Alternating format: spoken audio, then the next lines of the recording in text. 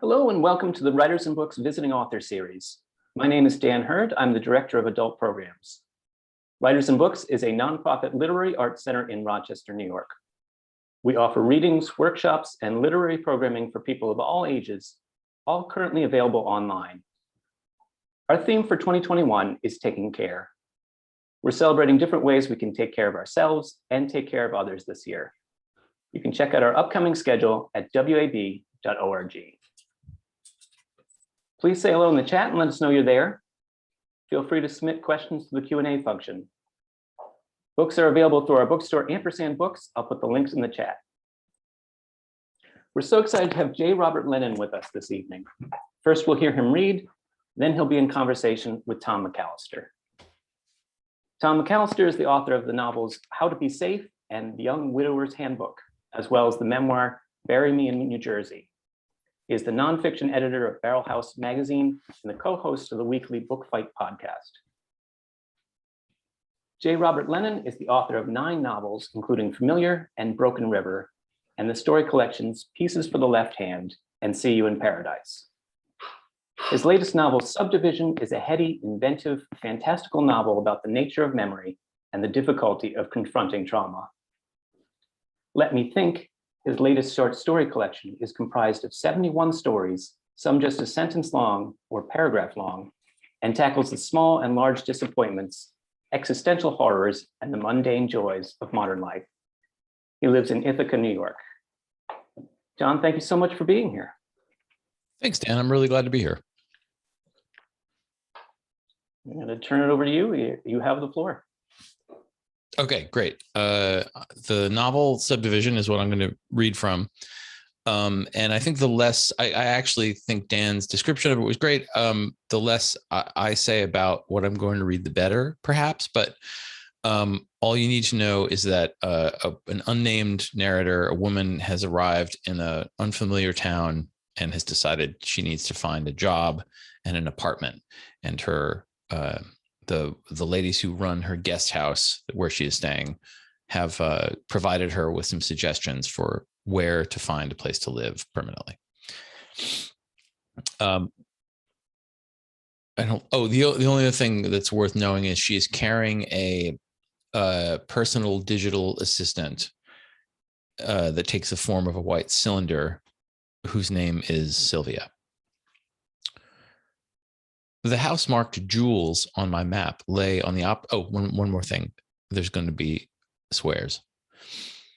The house marked Jules on my map lay on the opposite corner of the subdivision from the park, but it wouldn't be a terribly long walk, I thought. I decided to go all the way east, then south to check out the edges of the neighborhood. Most of the streets in the subdivision ended abruptly at a house or a place of business, but some continued out into the rough terrain beyond and dead-ended there.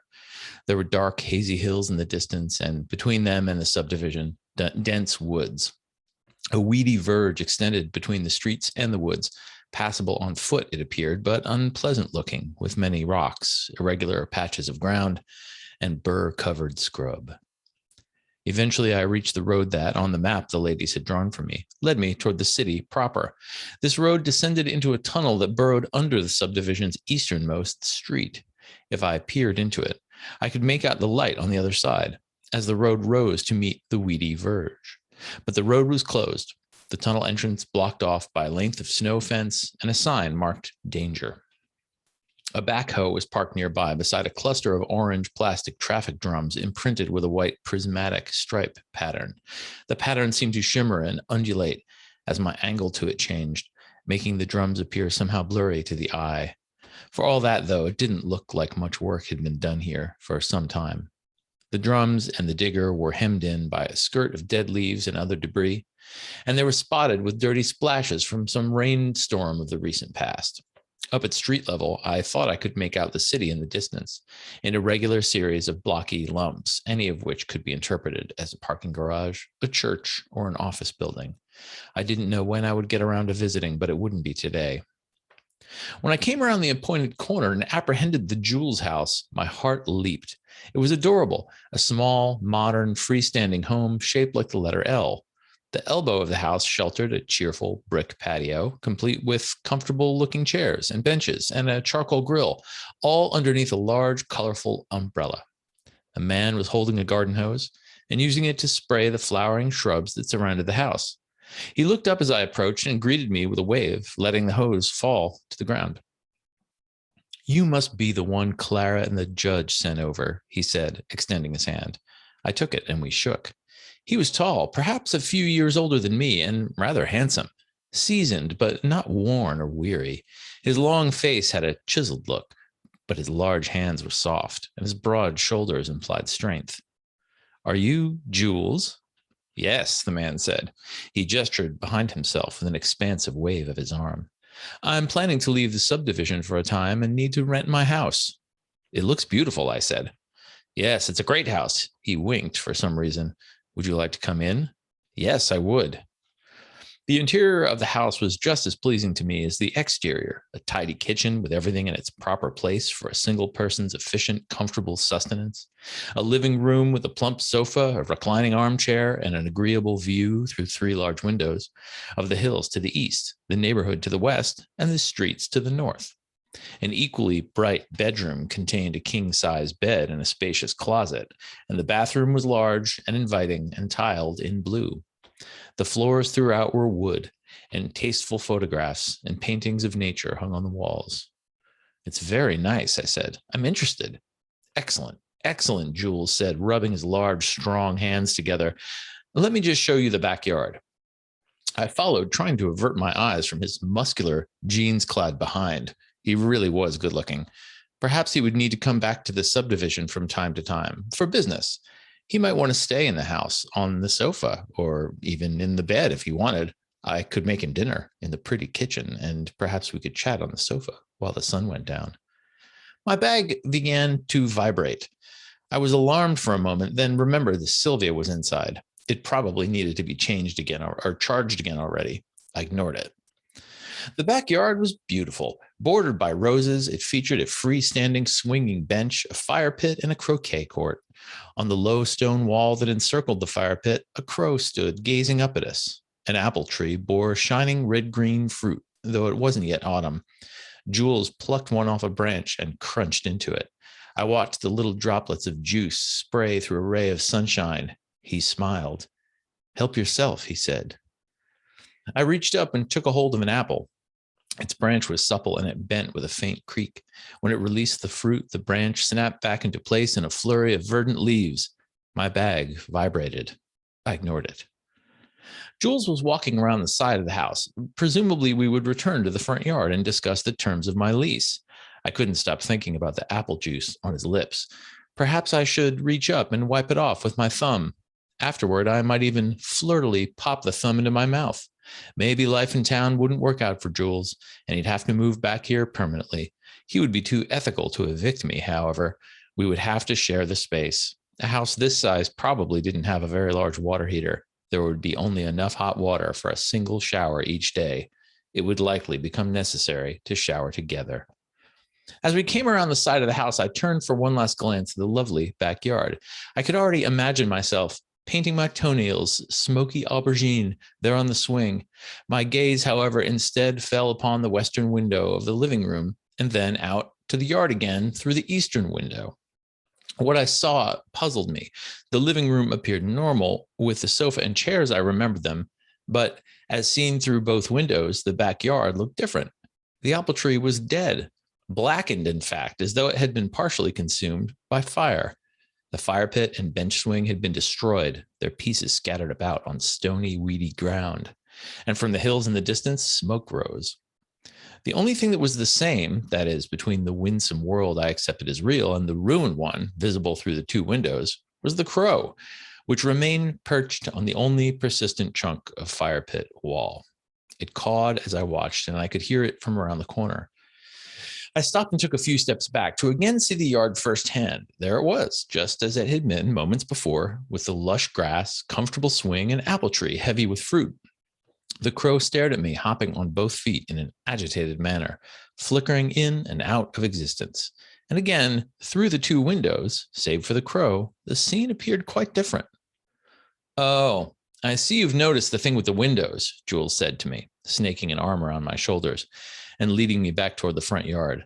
This was the closest we'd been, and I could smell his scent, sharp and smoky, as though he'd just built a campfire. Yes, what's up with that? I said, leaning my head gently against his smoky shoulder. I was still holding the apple I'd picked. Okay, so, Jules said, taking me by the shoulders, turning my body to face his, and gazing smokily into my eyes. His eyes were intense and gray, a smoky gray, and I smelled smoke, wood smoke, tinged with other things, gasoline, melted plastic, seared hair and meat. This house was built in a probability well, he said. Nowadays, such places aren't zoned for residential construction, but my house was grandfathered in. I see, I said, although I didn't.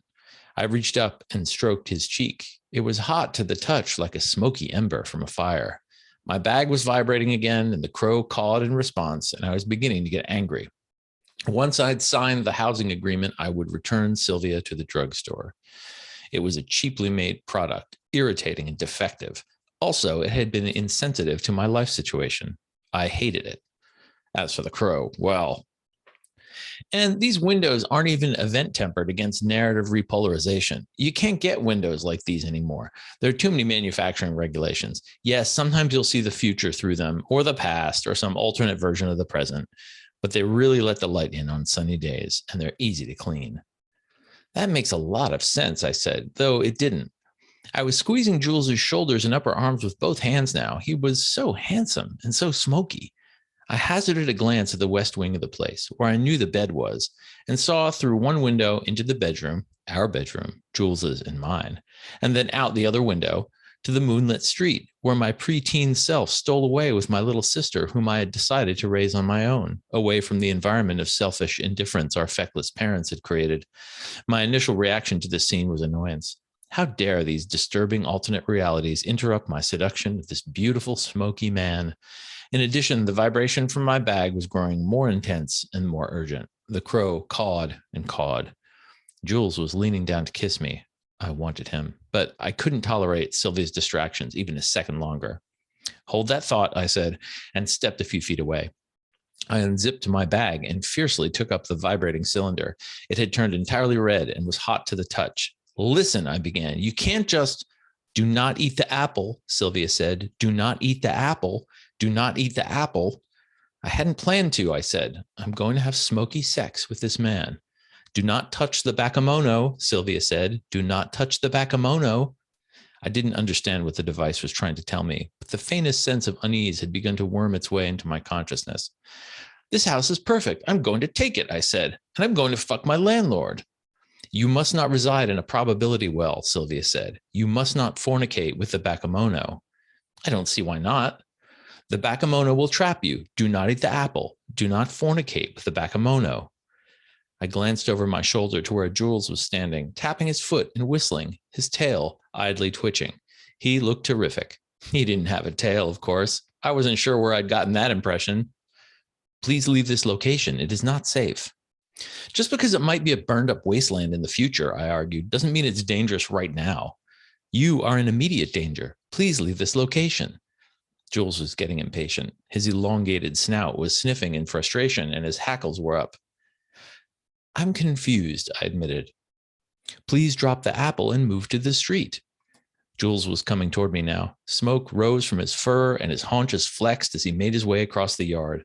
I could hear with astounding clarity the beating of the crow's wings as it took flight from the backyard, crossed over the roof, and described a tight circle above us. I dropped the apple and began to back away. Quickly, please, said Sylvia. I ran. I could smell Jules galloping along right behind me. His chemical stink, his paws thumped the ground, and snarls and snorts escaped his throat. I clutched Sylvia desperately, as though it were a baton in a relay race, one I had to win to save my life. Jules was literally nipping at my heels, the tiny teeth, the hot, wet nose. With a terrified cry, I leaped onto the pavement. Jules emitted a shriek of frustration. Panting, I turned. There, he stood on his hind legs, chattering and gnashing his teeth, his thin black lips sputtering with gray froth. He began to pace back and forth at the property's edge, shaking and clawing the ground. I could see clearly now that he was actually some sort of badger. Behind him, the house appeared plain, unkept. unkempt, just a charmless shack that had fallen into disrepair, the very sort of place where a pathetic rodent might seek temporary shelter. I ought to have felt disgust at the scene, the hissing badger and the crumbling house, but my fear was instead curdling into pity. Why, this creature was so small and helpless, and most likely profoundly lonely as well. Though I didn't appreciate his deception, I sympathized with his plight. It wasn't surprising, really, that he had chosen me as a victim for his manipulations. What with the patience and understanding for which I was known among my peers, I was exactly the kind of person who could and would help him. The terror of his pursuit fresh in my mind, I regarded Jules from a safe distance. He stood on his hind legs, his 2 front paws dangling impotently at his sides. His bared teeth, which had threatened to puncture my ankles just moments before, now appeared yellow, dull, and ineffectual. If I returned to the curb, palms up, surely he would welcome my embrace. Perhaps if I applied kindness in the proper form and quantity, he might even become sexy again. Above us, the crow rose higher, buoyed by the swell of heat that the Bakemono's transformation had discharged. It had observed events like this before, some of them on this very spot.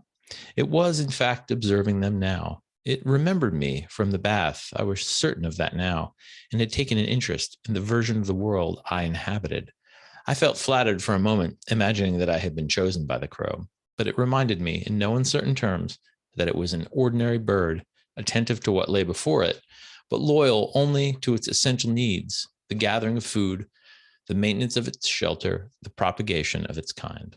I was at best a passing interest, but it recognized in me, the way it had in others before me, men and beasts, an obliquely kindred intelligence, and had elected to watch over me, not for my protection, but for its own amusement and edification.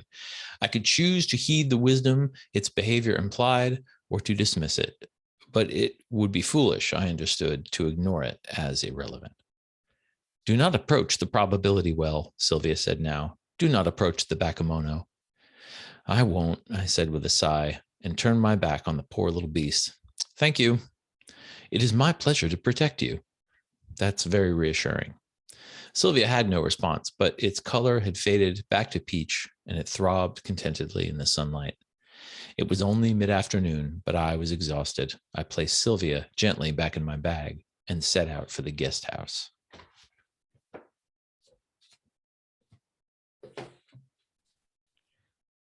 Well, that was great, John. And I just realized I want Thanks. to apologize now because I realized after I turned my video off that it was just a still photo of me lurking over you the whole time, which felt uncomfortable to me.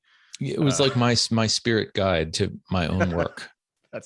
And in fact, I screenshotted it, and I'm going to keep it in my word processor at all times. Boy, I don't know what one would do with such a setup. You have such a nice looking office behind you. It feels like it would ruin the whole setup. Yeah, and yet I just stare at this rectangle all day long. Man is innately drawn to rectangles, I think. Oh yeah.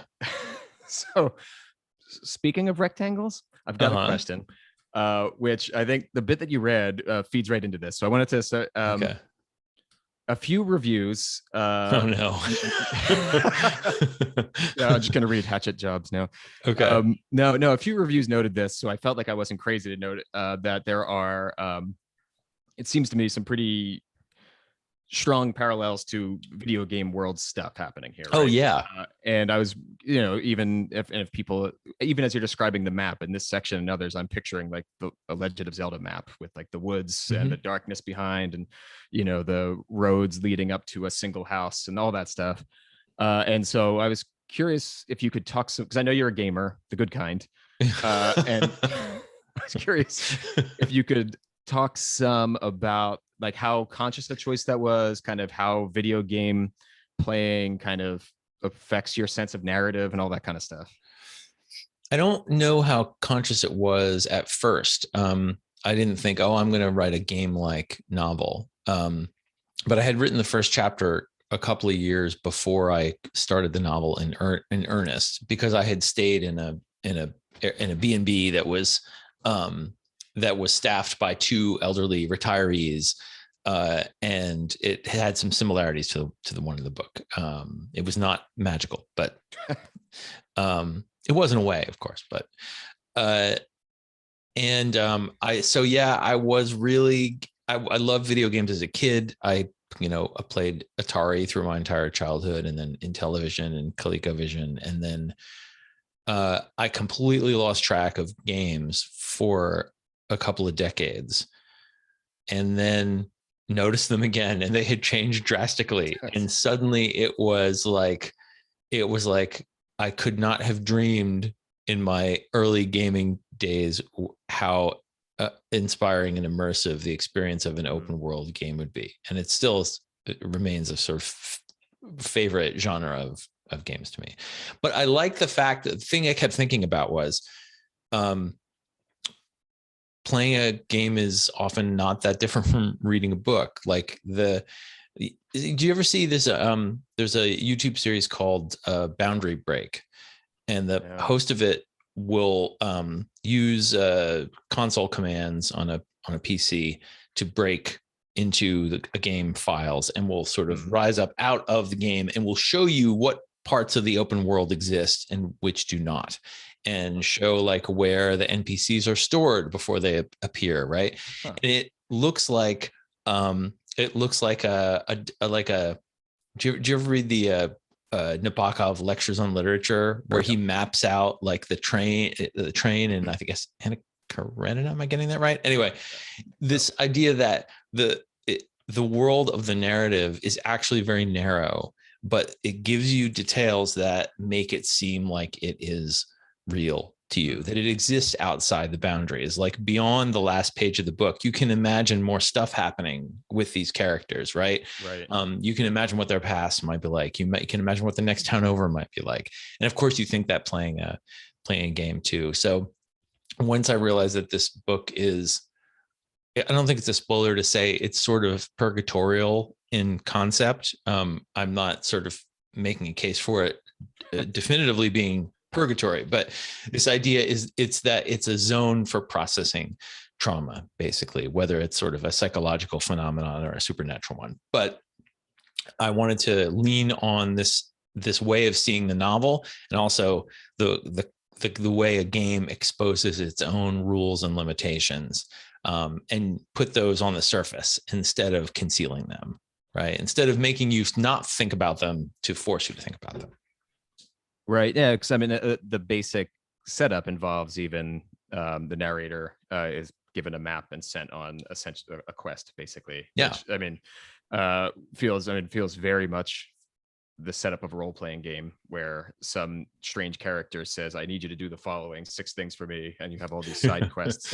And so it's interesting. So I wonder then, writing like that, did it change like what sorts of details you might emphasize in a scene? You know what I mean? Like where certain objects or interactions might pop more in a video game versus in a traditional literary fiction or something. Does that make sense? Yeah, definitely. I often will, when I'm advising students about how to describe an interior space, for instance, there's a way that if a character enters a room in a novel, you want to give a sense of what the experience of entering that room is like, right? But you don't want to list every item in it, because for the purposes of the story, each one of these objects is not equal, right? You want to have, here's a paragraph where there's a list of some minor things, and then at the beginning of the paragraph you say something like, "But sitting on the table under a lamp, I noticed a journal," right? Now we realize, oh, okay, the character is going to go pick this up and read it, and it's going to lead us to the next part of the story, right? So because a lot of my students play games, I've compare it to the way a game developer will lead the eye to a playable object in the game. It has a special glow, it has a light shining on it, right?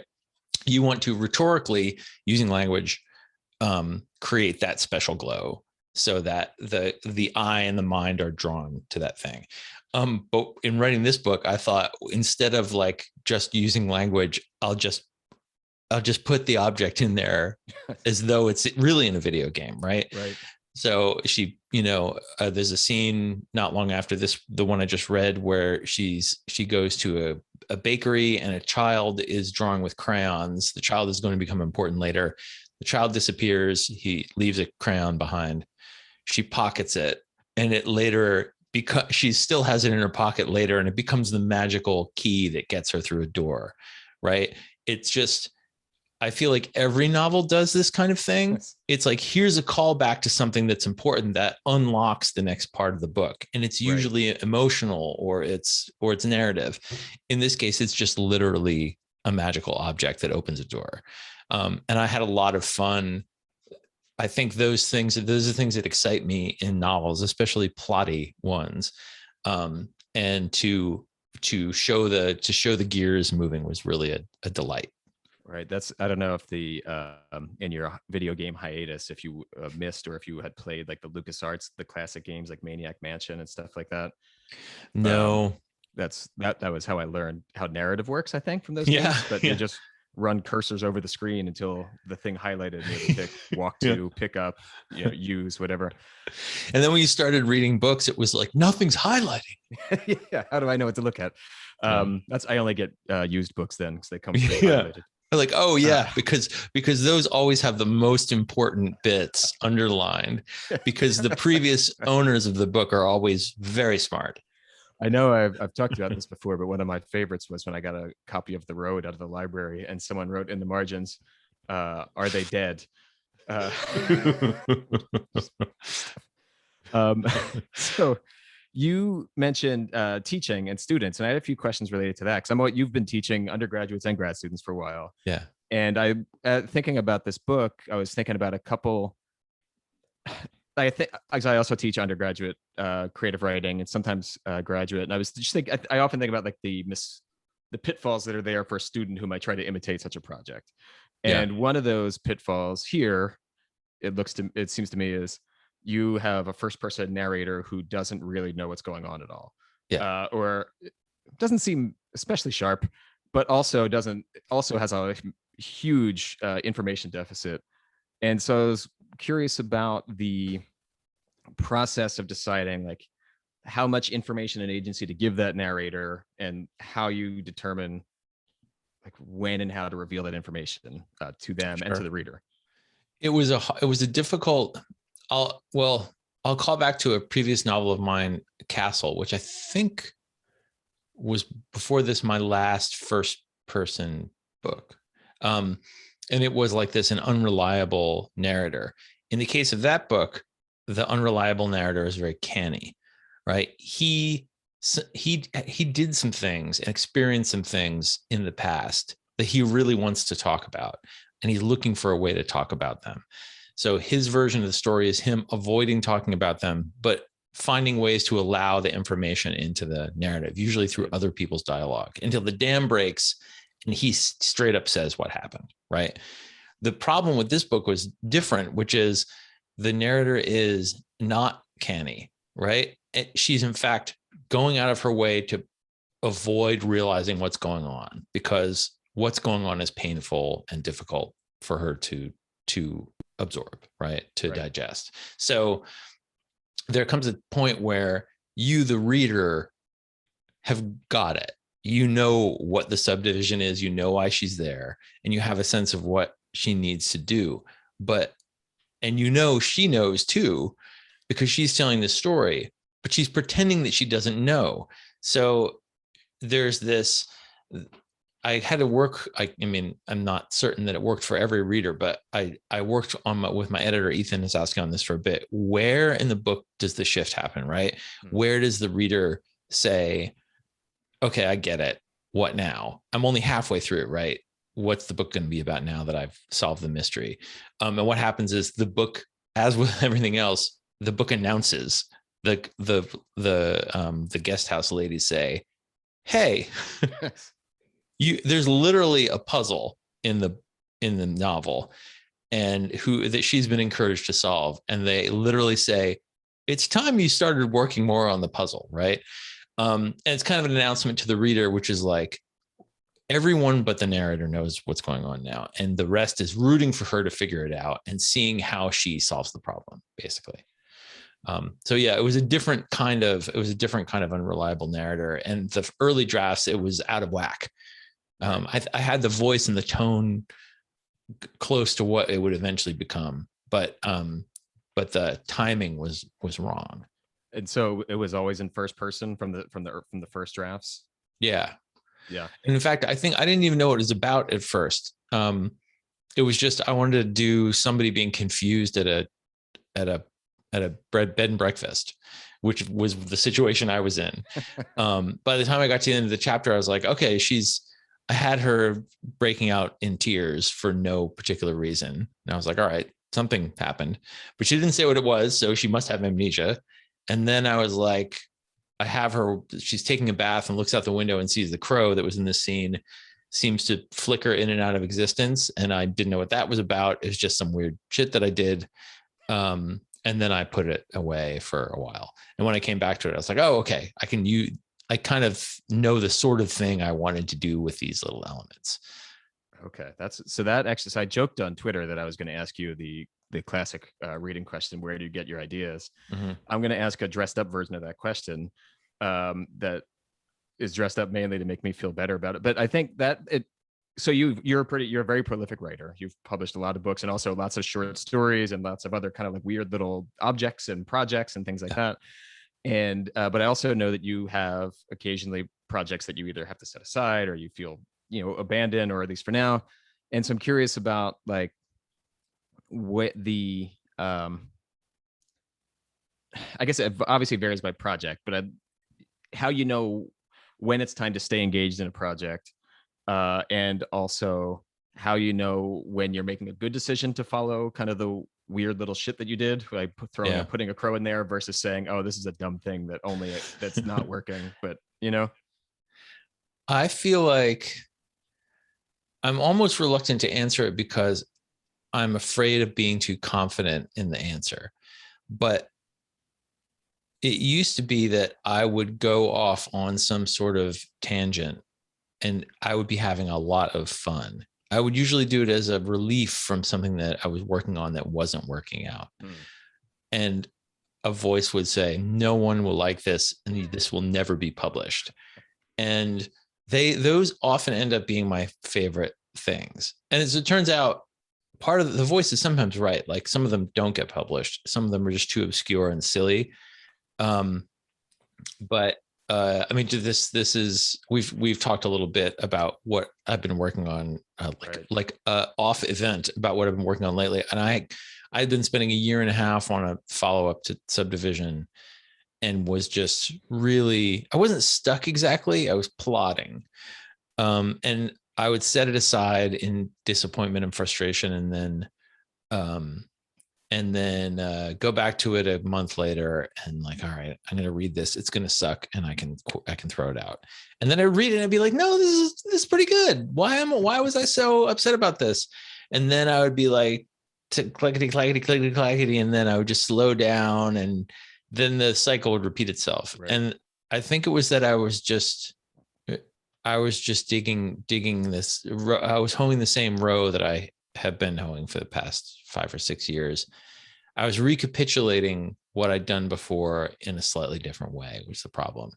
And so then I got an idea for something completely stupid, and I became incredibly excited. And I've been working all summer on this other thing instead that, again, might suck, but I'm excited to write it. Right. And that's usually my guiding principle. If I'm excited to write it, I should write it. It doesn't mean that it's good, right? It doesn't mean that like inspiration means excellence, but it does mean that like I've seen it through. I know what it's like to have written it. I've learned what that creative arc or that creative like adventure is like. And I can either say, I think it's pretty good and try to get somebody to publish it, or I can say, this is stupid, but I did it. I'm glad I did it. And now my mind is clear to do other things. Oh, that's not that this is about me, but that is reassuring in that the thing I've been working on, I've been plotting on for a very long time. And I had this really stupid idea that was going to change it entirely that I didn't want to write because I knew it was going to change it, but then it got fun. And and it's, if I'm going to waste all my time on this thing that no one's going to read, why not have fun? I agree. Yeah. I see we have one question in the Q&A. I'm going to ask at least, well, feel free to keep putting more in there. I'm going to ask one more question, then I'll go to the Q&A. Before you do, I feel like we should mention that Dan also put in the chat for everybody how to buy copies of this book and Tom's last book from Ampersand Books, the store that the Writers and Books crew just opened. So you should definitely do that. I've been saying this at all the events that I've done for Subdivision, which have all been virtual. It's very hard to leave a reading at a physical bookstore without buying books because people are watching you, including the writer, and it's very easy to avoid buying books at a Zoom event. So just wanted to say we're watching in theory, and you should definitely buy some books, even if it's not ours. But buy some from Ampersand. Yeah, imagine John sitting by the door with like some warm red wine and like a sad plate of cookies, just looking at you, waiting, thinking his whole literary future hinges on this.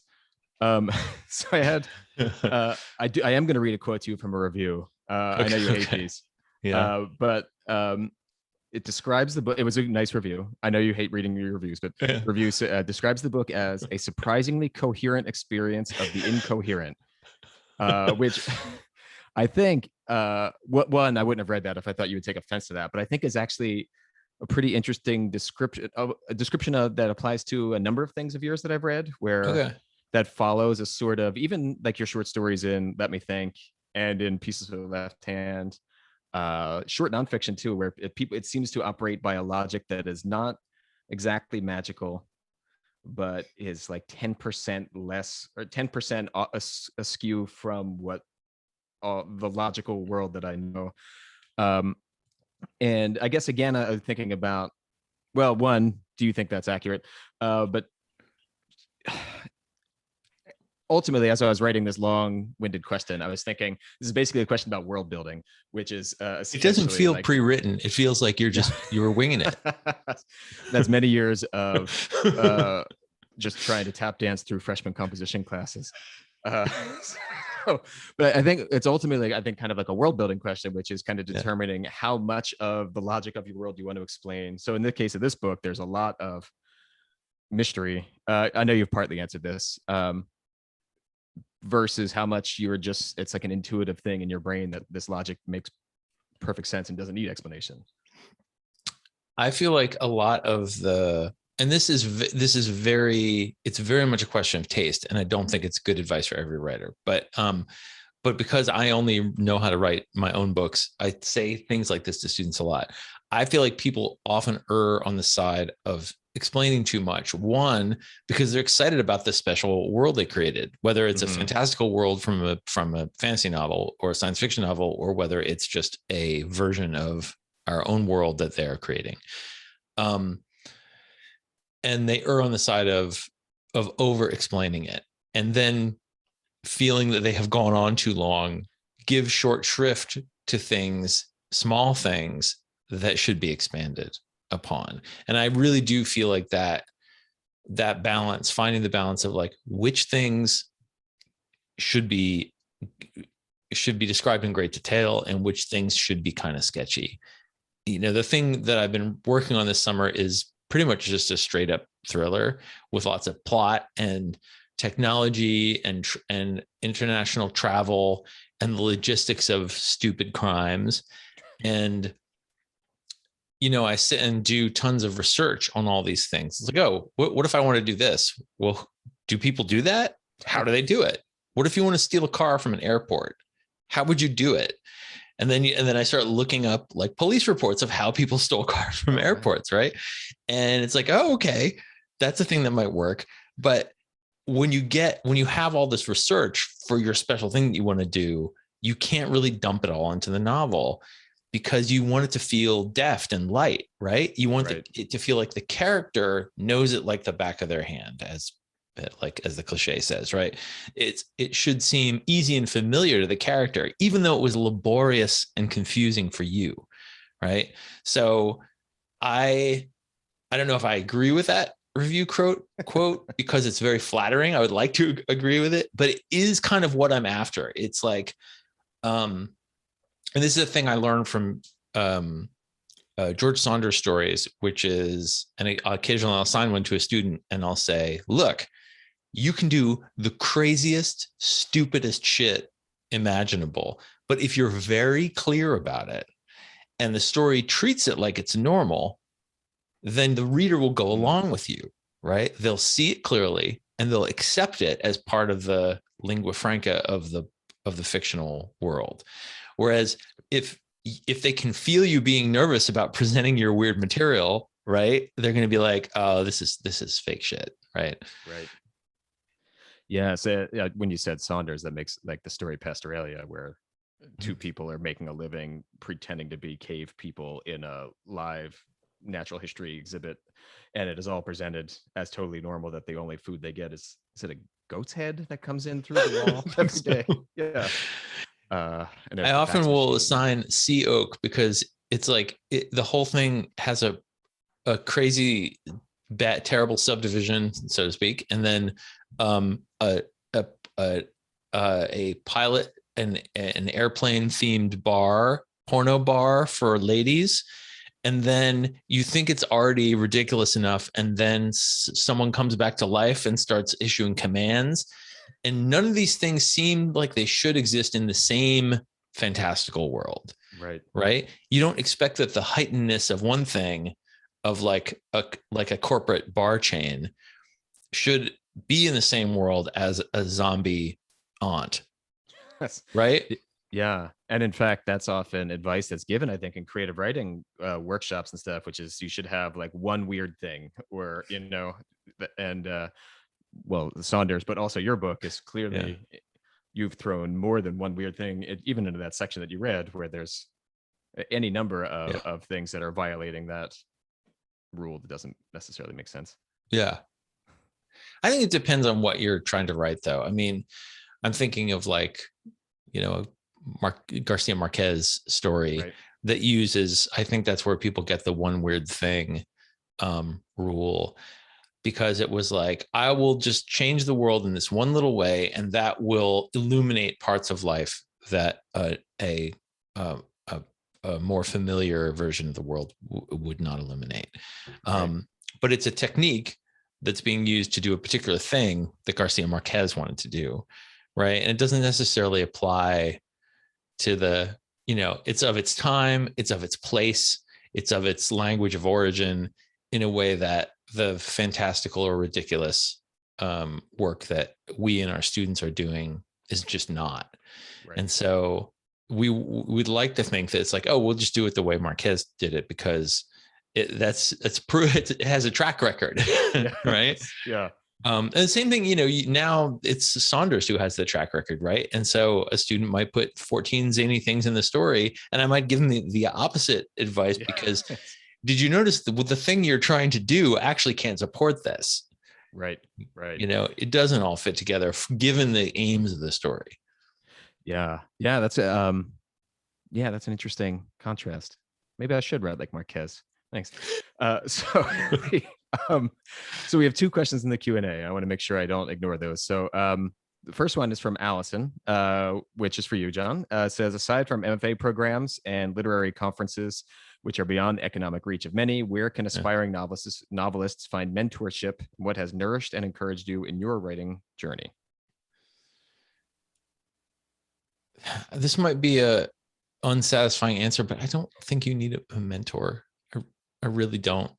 I think that the books you read are your mentors. I do think it's useful to have advice from somebody who knows stuff about publishing. Like when you have written something that you are proud of and you think might be good, and that you might be able to publish it.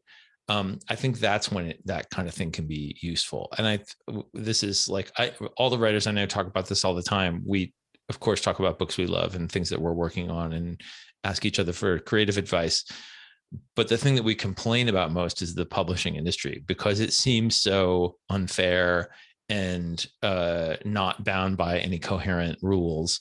I know that a friend of mine, there's a mentorship program that the AWP does. Oh, yeah. And my friend, Jennifer Saverin Kelly, I believe, had an AWP mentor and actually worked really hard on one novel with that person, I think, and that one didn't end up working out. Wrote a whole other novel, and that novel's at last coming out from Algonquin, I think next year. And it was just like dogged persistence plus a little bit of good advice. So I would check the AWP website for their mentorship program. And also, like, I sometimes will teach at a summer conference. I don't think Colgate University had theirs this summer because of the pandemic, or last summer, but I'm hoping they bring it back. And the Tin House Workshop in Portland is really good. They're a little bit of money for an outlay, but they're like, you can, if you have a job and your responsibilities aren't too burdensome, if you can, scare up $1,000 and a week off and, take a road trip, you might actually get really good advice for your novel from some published writers. And sometimes these conferences also will have visits from agents and editors and so on. So check out the summer conference circuit. The great thing about them is some of the writers at them are just complete talentless knuckleheads, and some of them are like really good. And all these people are thrown together in the same classroom, and their goals are different and their styles are different. And for the teachers, having been one, it can be kind of bewildering to know what kind of tone a class like that should have. But I think for the participants, it's really fun to get to know all these different people who have different takes on what writing ought to be, essentially.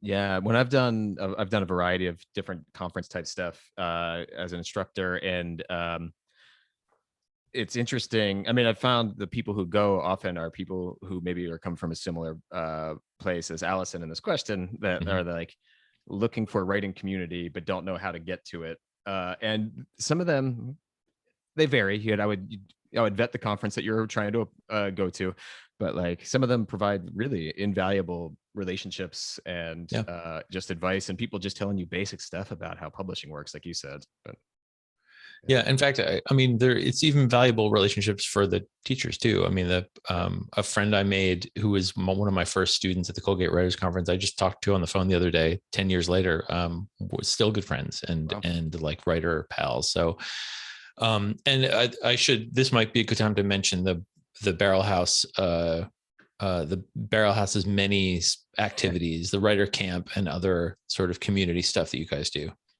Yeah. So I don't want to hijack your thing to promote my things, but the lady's asking. So Barrelhouse, which is the literary organization I work with, barrelhousemag.com. We do a whole bunch of stuff. We do online courses, but we also do, we'll be doing, I don't think we've officially announced it, but we'll be doing a virtual conference end of October hosted by Chatham University. That is focused on a lot of that kind of stuff, and we try to make them very affordable. Like I think it's going to be $70 or something for a full day of activities, and you get books and interact with people, and not the same as in person, but what can you do? And we do camps in the summer, again, pandemic allowing, and all that stuff. So yeah, there are a lot, and there are, of course, regionally, there are plenty of other organizations that do cool stuff that you might not be on your radar yet. There's also low residency MFA programs for people with lives who can't just drop everything and move to another city for a couple of years. You could look into those as well. Yeah, exactly. Yeah. So, and then we have an anonymous question, which I think it's presented very apologetically. I don't think it needs to be. It says, the question is for both of us. It says, what role does joy play in your writing practice? Writing practice in quotes, and it's followed by sorry. Question for both of you, because you both seem to enjoy writing, or at least be capable of getting a lot of it done. So how does joy play into your life, John? I mean, I like that question. It's corny. Yeah. I seek it. Like, I want to entertain myself and the people around me. I often when I'm writing, I think of a line or a joke that a particular person in my life would appreciate, and then I tell them about it, and that's delightful, right? And the friends who reside in my head at all times, I am always thinking of them as the audience to my work as I'm doing it. And of course, I'm in that audience shoe, and I'm trying to crack myself up regularly with my stupid lines, some of which I immediately delete and others that I leave in. But I do feel like there's a Tom and I have made fun a little bit of the Twitter trend of everybody always having to sort of demonstratively say how hard writing is, and how painful it is to do. And it is very challenging sometimes. Like it's a series of problems you need to solve, and sometimes you just can't solve them, and it's deeply frustrating. But when it's really going well, it's fun for me. I think it kind of should be fun, even if your relationship to it is really strained. You should find a way to get into a place where you're enjoying yourself, even if you think it means that the results you're getting are not good, because maybe they're not, right? But maybe they are, and you just spent your day using language in a pleasurable way. And even if it sucks, it might very well lead to something really good later. The work that you did. Yeah. I mean, that's very much my approach too, where I feel like one barometer I have for whether a project is worth me continuing to revise is if I'm a couple rounds of revision in and a joke that I've read 7 times still makes me chuckle. I'm like, okay, there's something there that has entertained me and will entertain 2 or 3 of my friends, which might be the only people who ever read it. So, I mean, like part of the trade-off is knowing that even in the best possible publishing circumstances, it might not go well at all. And it might take forever to come out, and it might be read by very few people, and so on. And so, like, it's just a lot to commit to something that's not fun if I'm not having fun. It just feels bad. The worst thing that happens is that a lot of your best bits stay in your drafts folder forever, but whatever. Yeah, then you put them on Twitter. Yeah. Everything. Yeah, there you go. So you just let people know the jokes you would have put into a book if they let you. Yeah. But yeah, I'm just going to end up repeating you. So I will say I second just about everything that John said. And then let's go to we have one last question. I'll go just in order, chronological order. Sarah asked, what are you reading now? So what are you reading now, John? I am reading a not yet published novel by Mike McGinnis called Drowning Practice. It's a dark sort of Beckett-y, but also funny. Well, I guess Beckett's funny. Post-apocalyptic book, and I'm enjoying that, and I'm going to write a blurb for it. I just finished, on the advice of some friends, Red Dragon, the Thomas Harris novel. I never read Thomas Harris. Because my introduction to him was the Silence of the Lambs movie, and I saw that all the books, I thought he was just the Hannibal Lecter guy only, and that I figured he was like most scary book writers or thriller writers, which is really great ideas but not really great prose. Right. And there's quite a few writers I'll read anyway like that, but I hadn't gotten around to Harris. And then lo and behold, Red Dragon is really good. The sentences are good, the characters are good. It's utterly thrilling. And was actually quite inspiring to me. And I think what else? Oh, the other thing I read recently was the new Dana Spiotta novel, Wayward, which I really liked. Spoiler sheet, or not spoiler, but full disclosure, we're friends and read each other's stuff a lot. So I'm sort of a fan of hers personally as well as professionally, but the way she does free and direct style in the third person, the way that she lets her prose take on just enough of the character's consciousness and the rhythms of their speech and thoughts is so expert. And it feels so.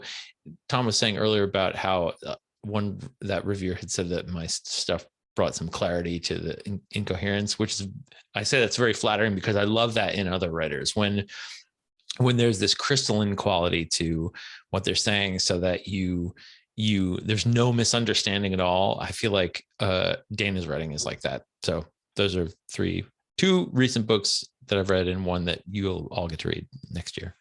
Yeah, so you could purchase 2 of those at Ampersand Books by clicking the links in the chat. And I don't know if that question was for me too, but I just read a book that's new that also I'm sure is available by Ben Winters. Oh, Called The yeah. Quiet Boy, that I just thought was really great. I just read it. I had packed 4 books for vacation for a 6-day vacation as usual, and 2 of them were incredibly boring. And then I picked up Ben's book, and I mean, it's close to 400 pages, and I think I finished it in 2.5 days. Even Oh, while on great. vacation, I was just plowing through. It's such a great. It's like a crime / legal drama / sci-fi-ish sort of thing. It's sort of hard to describe, but it's really good. So buy that too. I have Probably it. the best. I have it on my e-reader ready to go. And I'm excited about it. He wrote the Last Policeman trilogy of apocalyptic police procedurals. And I love those too. So I'm excited. I'm really glad to hear you like that book. I'm going to read it. Good. I think that's the end of our. I think we are coming to the end of our time. So welcome back, Dan. Great. Thanks to everybody for coming to this. Thank you so much to John. Thank you to Tom. Buy their books. The books links are in the chat. I want to thank our funders here. I have a slide I will put up. Thank you to our funders. A video of this reading, as well as our previous readings, will be on our website, wab.org, along with our upcoming schedule. I want to say thank you so much for coming, and have a great night. Great. Thanks, everybody. Thank you, John. Take care.